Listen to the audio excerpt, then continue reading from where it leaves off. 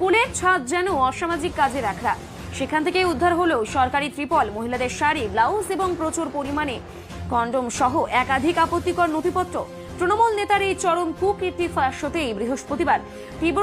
তোমরা দেখে নিয়েছো এগরা তৃণমূল পার্টি অফিসে কি উদ্ধার হয়েছে, মেয়েদের ব্লাউজ আর কন্ডম। তাহলে ভাবো টিএমসি কীভাবে অত্যাচার করতো, কীভাবে চুরি করতো। এ সালা টিএমসিগুলো মেয়েদের জন্য পুরো অত্যাচার করে রেখেছিল। ঠিক আছে, টিএমসি নাম হল মিশাল মিটিয়ে দেওয়া উচিত।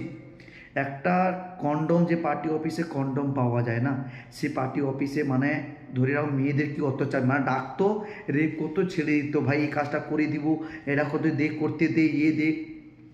এইসব না টিএমসিগুলো লালচ হয়ে গেছে। আমি এটা বলতে চাচ্ছি, যারা এই টিএমসি লিডার ছিল না, মানে তোমাদের এই পার্টি অফিসের লিডার ছিল, তাকে সালা জেলে ঢুকাও, পিটাও, সালা গাঁড়ে ধুলা খেলিয়ে দাও তাকে।